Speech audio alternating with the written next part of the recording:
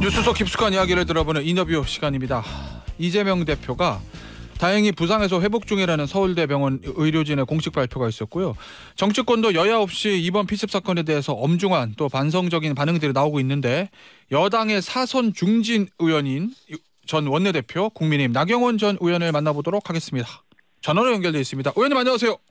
네, 안녕하세요. 자, 의원님, 이 새해 벽두부터 일어난 이재명 대표 피습 사건 이 뉴스 들으시고 어떤 생각 드셨어요? 저는 끔찍한 일이다라고 생각을 했고요. 예. 정치권이 모두 다시는 이런 일이 있어서는 안 된다 이런 말씀들 하시면서 피습에 대해서 어떻게 우리가 막아야 되겠다 이런 이야기들 많이 하시던데 예. 처벌을 강화한다. 저는 사실은 우리 스스로 먼저 반성하는 게 먼저다 이런 생각을 했습니다. 예. 제가 우리 스스로 전에 저부터 좀 반성해야 되겠다 생각했고 예. 저도 과거에 이것이 국민을 위한 일이다라고 생각을 했는데 나만 옳다고 생각하는 건 아닌가 이런 생각도 하고요. 그래서 우리가 이제 이 정치가 너무 극단적인 갈등을 부추기는 방향으로 지금 가고 있거든요. 사실은 그런 얘기들 많이들 하시죠. 자, 그러니까 이 국회 문화도 바뀌었고 사실은 이렇게 정치가 극단적 갈등을 부추기는 방향으로 가고 극단적 지지자들한테만 소구하는 방향으로 가다 보니까 이런 끔찍한 결과가 나왔다 이렇게 생각을 합니다. 그래서 우리 모두 반성해야 된다고 생각을 하고요. 그래서 저는 사실은 이제는 좀 정치를 전부 다 이기려는 정치를 하잖아요. 근데 양보하려는 정치, 또 좀 더 정치의 본령인 갈등을 조정하고 통합하는 정치, 화해하는 정치로 가야 되지 않겠느냐. 그런 면에서 좀 저도 역할을 할 부분이 있지 않을까 이런 생각도 해봤습니다. 어떤 역할을 그러니까 이제 아무래도 그런 역할을 하려면 원내 입장하셔야 될 텐데. 그러니까 그런 중진들이 좀 더 늘어나는 것이 필요하다고 생각을 하고요. 제가 다시 이제 정치를 하게 되면 그런 역할을 좀 해야 되겠다라는 생각을 했습니다. 의원님, 의원님 20대 국회에서 원내대표 하실 때 사실 그때도 막 이 선거법이라든지 이 공수처 설치 이런 거로 충돌이 굉장히 많았잖아요. 그때도 사실 보면은 진영 정치 막 이렇게 얘기 나오고 양쪽 여야 지지하는 유튜버들 충돌하고 이런 일들이 좀 많았었는데. 그래서 저부터 반성하자는 말씀을 드렸고요. 아, 그래요? 그 중에서도 사실은 이제 화해하고 타협하고 한 부분도 있었습니다만 이제 어쨌든 겉으로 더 많이 그런 부분이 보여진 부분 그런 부분은 아쉽다는 생각도 합니다. 의원님, 이게 좀 그러면 지나간 얘기긴 하지만 당시에 있었던 강경 이제 야당으로서의 어떤 강경 투쟁 그거를 이제 원내대표가 이끄셨는데 좀 후회하시는 측면이 있으세요? 이제 아쉬운 부분도 있었고요. 또 그래야만 되는 이유도 있었고. 그리고 야당 입장에서 그렇죠. 있었는데 그렇습니다. 알겠습니다. 그때보다 지금이 조금 더 이런 진영 정치 갈등 이런 게 더 심해졌다고 보시나요? 그때는 원내에 계셨고 지금 밖에서 보시는 거잖아요. 제가 보기에는 지금은 언어적인 폭력이 더 심해졌다 이렇게 생각을 합니다.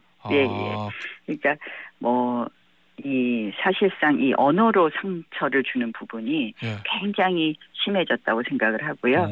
이게 이제 역대 정치사를 보면 점점 더 그런 부분이 강해지는 것 같아요. 예전에는 그냥 좀 은유적인 표현이라든지 그래서 사자성어도 쓰고 이랬다면 지금은 그냥 어떻게 보면 그 저작거리의 단어로 이야기를 해야지 더 와닿는다 이러면서 이 언어의 품격이 너무 낮아진 것 같아서 사실 정치인의 언어 이런 부분에 있어서 우리 스스로 좀 문화를 바꿔야 되는 것 아닌가. 그래서 예전에는 저는 JP 총재님도 자주 뵀었는데요. 김종필 총재님 같은 경우는 한학이라든지 이런 워낙 철학 이런 부분으로 정말 이 언어 하나하나가 알겠습니다. 그런 느낌이 있었는데 지금은 너무 그렇죠. 자극적이죠. 맞아요. 지금 언어들이 좀 자극적이 됐죠. 너무 자극적입니다. 알겠습니다. 선거판 총선 얘기 좀 해볼게요. 의원님 이번에 동작을 출마하시죠? 동작 그렇습니다. 이제 곧 예비 후보 등록할 겁니다. 알겠습니다. 지금 보면 이제 수도권 일종 격전지인데 왜냐하면 국민의힘에 절대적으로 유리하다 이렇게 볼 수 있는 지역은 아니니까요. 그 지역이. 지금 보면 원래 뭐 힘든 지역이죠. 그래서 제가 지키고 있죠. 예. 그 보니까 신년에 나온 여론조사들 보니까 정당 지지도는 국민의힘하고 민주당이 비슷한데 이 선거 구도에서 측면에서 보면 정부 심판론이 강한 걸로 나오거든요. 이 전체적인 선거 구도, 현재 요 구도, 이거 어떻게 보시고 계신가요? 전체적으로는 지금 뭐 정당 지지도 도 조금 이제 여러 가지 분석이 있고요. 실질적으로 이 여당을 지지하겠다는 그 흐름이 야당 지지보다 낮은 거는 사실이라고 생각을 합니다. 그래서 굉장히 녹록지 않고 어려운 선거다 이런 선거가 이런 생각을 많이 하고요. 여러 가지 요인이 있죠. 저희가 뭐 잘못해서 그런 것도 있고 여러 가지 요인이 있지만 또 하나는 경제가 어렵다는 것이 또 가장 큰 요인 중에 하나다 이렇게 생각을 합니다. 내 지갑이 얇아지니까. 너무 힘드시다 그러거든요. 사실은 진짜 너무 힘드시고요. 어제도 뭐 편의점을 잠깐 들렸는데 학교 앞 편의점인데 그 말씀하시는 거예요. 아이들 용돈이 줄은 것 같다. 아이들이 사는 양이 달라졌다는 거예요. 그래요? 되게 학교 앞 편의점들이 애들 저 학교길에 매출 많이 올리는데. 근데 학교 앞 편의점에서 아이들 용돈을 제일 먼저 줄이는 거 아니냐 이러면서 아이들 용돈이 줄었다는 걸 피부로 느끼겠다라고 말씀하실 정도로 사실은 굉장히 어렵다라고 생각을 합니다. 의원님, 의원님 지금 지역구 관리하시니까 막 저 시장도 다니시고 여러 군데 다니실 거잖아요. 저는 뭐 지난 1년 계속 더 많은 국민들을 만나기 위해서 곳곳을 다녔습니다. 이 바닥 민심 체크해 보면 4년 전과 지금과 비교하면 어떻습니까? 이 보수 정당에게 바닥 민심이. 4년 전에는요. 코로나 발생 전에는 저희에 대한 지지가 굉장히 강했었습니다. 사실은. 코로나가 발생하면서 사실은 여당에게 힘을 실어줬었거든요. 그러니까 그 1월 지금 시점으로 따지면 4년 전보다 더 나빠졌다고 봅니다. 이 시점에서 보면 1월 초 시점으로 보면. 그러니까 왜냐하면 코로나가 발병되고 한 것은 이제 2월 되면서였거든요. 그래서 그러니까 1월 지금 시점으로 보면 그 당시에는 야당 지지가 높았었습니다. 사실 이제 그 당시 저희가 코로나 그리고 공천 과정의 실패 이런 것이 가장 그 페인이라고 선거 페인이라고 생각을 하는데요. 그러니까 1월 지금 시점으로 보면 굉장히 나빠졌다 이렇게 느껴집니다. 알겠습니다. 의원님. 만약에 저 민주당에서 이수진 의원이 다시 공천돼서 재대결이 벌어진다면 그때도 사실 20대 지난 총선에서도 굉장히 전국적인 관심을 끈 지역구였거든요. 이번에 재대결이 펼쳐진다면 자신 있으십니까? 열심히 하고 있습니다. 알겠습니다. 진심을 믿어주실 거라고 생각을 합니다. 알겠습니다. 그 대답으로 가름하도록 하죠. 이게 결국 이제 수도권 선거인데 이 수도권에서 좀 국민의힘이 선전하려면 이거 당이 이런 걸 좀 해줘야 되는데 뭐 이런 거 좀 있으세요? 한동훈 비대위원장이 오시고 이제 변화하겠다라고 말씀하셨고요. 좀 더 국민들에게 체감되는 변화를 만들어갈 거라고 말씀을 하셨으니까 좀 기대를 해봅니다.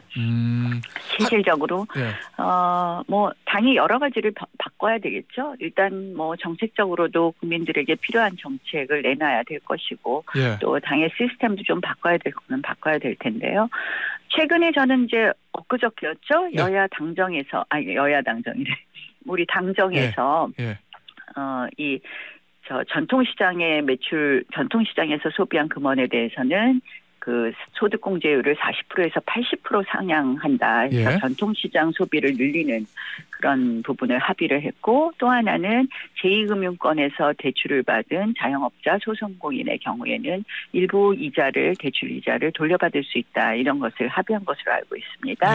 이러한 부분은 굉장히 발빠르게 잘했다라는 생각을 하고요. 앞으로 이러한 부분을 당정이 잘 협의하고 또 정부도 지금 정말 어려워진 소상공인 자영업자를 비롯한 서민들에게 좀 피부에 와닿는 여러 가지 정책을 빠르게 준비하고 내놔야 된다 이렇게 생각을 합니다. 그 한동훈 비대위원장이 취임했잖아요. 당에. 소위 말하는 한동훈 비대위원장의 효과 이게 조금씩 나온다 이런 평가도 있던데 어떻습니까? 체감하시기에는. 한동훈 비대위원장 본인의 인기는 상당히 있는 것 같습니다. 그래서 이제 보통 이렇게 지역에 다니다 보면 이게 한동훈 비대위원장 이야기하시는 분들도 있고요. 그래서 상당히 그러니까 상당히 또 희망적인 부분이 있는 것은 맞고요. 예. 이제 그러한 본인의 인기가 우리 당의 인기로 이렇게 체화되는 데는 더 많은 또 노력이 필요하다 이렇게 생각합니다. 그러면 한동훈 비대위원장 개인의 인기가 당으로 아직은 전이되지 않고 있다라는 건데 그거는 왜 그렇다고 그렇다는 말씀은 아니고요. 뭐 일부는 예. 전이 됐을 거고 더 많이 노력하자. 저는 지금 저희 당은 정말 뼈를 깎는 노력을 해야 된다 이렇게 생각합니다. 알겠습니다. 한동훈 비대위원장 개인적으로 좀 아시죠? 나경원 의원도. 뭐 그냥 알죠. 혹시 한동훈 위원장이 나경원 의원 찾아와서 의원님 저 뭐 해야지 잘할 수 있을까요? 조언 하나 해주세요라고 한다면? 뭐 열심히 하시라 그래야죠. 그래도 구체적인 거 뭐 하나 말씀해 주셔야죠. 열심히는 당연한 거고. 이제 뭐 저 지금 말씀드린 것처럼 우리 서민 약자에 대한 필요한 정책들 빨리빨리도 만드셔야 될 것 같고요. 예. 그거는 진짜 현장을 다녀보면 너무 느껴요. 알겠습니다. 네. 그분들 눈빛 한 분 한 분 뵈면 저희가 더 노력해야 된다는 생각하고요. 또 하나는 뭐 어쨌든 이제 우리 그 당정 관계라든지 당내 관계 같은 거를 좀 더 당내의 여러 가지 시스템 같은 거를 좀 더 다양한 사람들의 목소리를 들어서 우리가 이제 항상 정당의 민주주의는 굉장히 중요한 거 아니겠습니까? 그런 정당 민주주의를 잘 만들어가는 것, 뭐 이런 것이 중요하지 않을까 이렇게 생각합니다. 의원님, 그 당정 관계, 대통령실과의 관계는 이거 어떻게 해야 되는 거예요?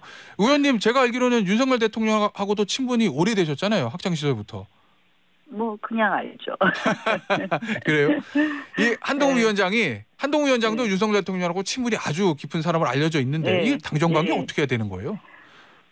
저는 뭐 그 대통령하고 친분 관계가 있다 이렇게 알려져 있잖아요. 한동훈 위원장께서. 그러니까 그런 부분을 잘 활용하시면 굉장히 당정 관계가 좋아질 거라고 생각을 합니다. 뭐 지금도 나빴었던 건 아닌데 이제 당정 관계가 중요한 것이 항상 협조할 거는 많이 협조를 하면서 또 우리가 서로 당이 잘못한 걸 대통령도 말씀하실 수 있고 대통령이 잘못하는 부분은 또 당이 말씀을 드릴 수 있고 이런 관계가 돼야 되는 거거든요.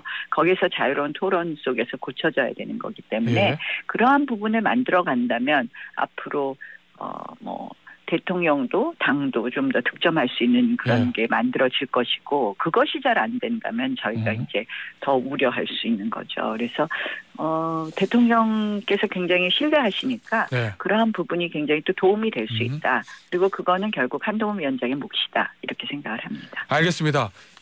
당정 관계 관련해 가지고 지금 뜨거운 감자 중에 하나가 김건희 여사 특검법 문제인데 일단 대통령실에서는 거부권 행사하기로 했습니다. 그러면 거부권 행사한 이후에 이 당은 이거 어떻게 해야 되는 겁니까? 참 이게 안타까운 부분이 있어요. 보면 특검법 자체가 너무 문제가 많더라고요. 법적인 이 측면으로 봤을 때 예컨대 뭐 중립적인 특별검사를 선정하기 어렵게 했다든지 수사 대상을 정말 한마디로 무한정으로 확대할 수 있는 이 별건 수사가 가능한 이 말도 안 되는 법이거든요. 명확성의 원칙이라든지 형평성과 비례성의 원칙이라든지 뭐 이런 걸 다 보면 이게 정말 특검법의 법 자체로 말도 안 되는데 이게 어떻게 보면 국민들이 막 이거 받아야 된다는 여론이 높아요. 그렇죠. 근데 그렇다고 해서 이게 법 자체가 너무 이상하단 말이에요. 그러면 이러한 부분을 좀 더 우리가 홍보하고 말을 해야 되는데 이런 건 다 묻히고 무조건 이제 이 찬성 여론이 이렇게 높게 만든 거는 그동안 우리가 좀 잘못 노력한 부분이 있다고 생각을 하고요. 어떤 부분을 노력을 더 해야 돼요, 그러면? 그러니까 이 법안 자체의 문제점에 대해서 잘 알려지지 않은 것 같다는 생각이고요. 그리고 사실은 이게 보면 이게 총선용이라는 게 너무 보이지 않습니까? 실질적으로. 그러니까 야당도 진정성이 있으려면 뭐 총선 뒤에 하자 본인들이 그렇게 해야 되는 게 맞지 않았었나. 본인들이 이게 그렇게 문제가 된다고 생각하면. 저는 그러나 사실은 그게 이제 윤석열 검찰총장 시절에 윤석열 검찰총장은 완전히 배제하고 그동안 수사를 많이 했던 것으로 알고 있거든요. 그리고 뭐 대선 과정에서도 계속 수사를 했었고요. 그래서 그리고 그렇게 톨톨 했는데 없다는 게 나온 거 아닙니까? 근데 이런 거를 야당이 뭐 계속해서 문제 제기를 계속하면서 일종의 찬성 여론이 이렇게 높아졌는데 그동안 이제 우리가 대응을 잘못한 것도 있고요. 야당도 진정성이 있으려면 법안 자체라도 제대로 만들든지 알겠습니다. 아니면 그런 부분이 좀 참 너무 아쉽습니다. 예. 이게 자, 그런데 저희도 그런 여론이 높아지게 한 부분은 저희도 반성해야 된다고 생각합니다. 알겠습니다. 자, 그런데 이제 의원님도 아쉽다고 말씀하셨지만 근본적으로 지금 여론 보면은 거부권 행사에 대한 국민 여론의 거부 반응이 좀 있는 거고, 이른바 김건희 여사 리스크, 여기에 대해서 이제 소위 조중동이라고 불리는 보수 언론들도 계속 우려를 표하고 있거든요. 이 문제는 이거 어떻게 좀 해결이라고 그럴까요? 해야 된다고, 대처를 해야 된다고 보십니까? 뭐 여러 의견 표명들이 있었기 때문에 이러한 부분은 대통령실에서도 잘 정리해 가지 않을까 이렇게 생각을 하면서요. 조금 이제 그런 부분 역시 다 당정이 뭐 소통하고 하는 부분도 필요하다 생각합니다. 자, 그러면 이 거부권 행사한 이후에 후속 조치로 뭐 많이 나온 얘기들이 뭐 제2부속실 설치, 특별감찰관 임명 요청, 뭐 이런 보완 조치들 얘기 나오는데 이거 필요하다고 보십니까, 의원님? 저는 특별감찰관 같은 건 하는 것이 맞다고 생각을 합니다. 그건 법에 있는 거고요. 사실 문재인 정권 내내 특별감찰관을 안 두었습니다. 아시죠? 이제 박근혜 정권이 어려워지게 된 것이 특별감찰관의 일종의 특별감찰관인가? 맞습니다. 이석수 특별감찰관 문제가 있었죠. 이석수 특별감찰관의 문제부터 불거진 것 아니겠습니까? 그러니까 문재인 정권 내내 특별감찰관을 끝끝내 임명을 안 했습니다. 법에 있는데도. 이 정말 무소불위의 권력이었던 거죠. 그래서 사실은 우리는 이거 해야 된다. 왜냐하면 법에 있으니까. 저는 이렇게 생각합니다. 제2부속실 설치는 어떨까요? 그는 뭐 조금 더 저도 좀 생각해 봐야 되겠습니다. 제가 뭐 선뜻 해야 된다 말아야 된다. 왜냐하면 이제 제2부속실을 설치하는 것 자체는 공식적인 활동을 더 하게 하는 하시게 하는 것도 있는 거거든요. 그래서 그게 과연 맞을지 여부는 좀 더 우리가 생각해 봐야 된다라고 그거는 좀 유보적인 답변을 하겠고요. 특별감찰관은 두는 것이 맞다 이렇게 생각합니다. 혹시 저 선거를 뛰는 후보인데 수도권에서 이 대통령실에 건의하고 싶은 게 없으신가요? 이렇게만 해주시면 제가 당선될 수 있을 것 같은데요. 수도권 판세가 좋아질 것 같아요. 뭐 이런 거. 우리 당이 이제 좀 더 저는 하여간에 뭐든지 건강한 관계, 뭐든지 민주적인 관계 이러한 부분이 이제 관계뿐만 아니라 우리 당내에도 좀 더 민주적이고 당내에도 질서가 좀 더 건강해지면 좋겠고요. 그러한 부분이 공천 과정에서 명확하게 보여지는 것이 맞다고 생각을 합니다. 이제 저희 앞으로는요 양당이 공천 경쟁입니다. 공천 맞아요. 경쟁. 그래서 가장 중요한 것은 공천 과정이 어떻게 건강하게 작동하느냐. 이게 가장 중요하다. 그래서 사실 이렇게 정말 양지가 아닌 이런 험지에서 뛰는 후보로서는요.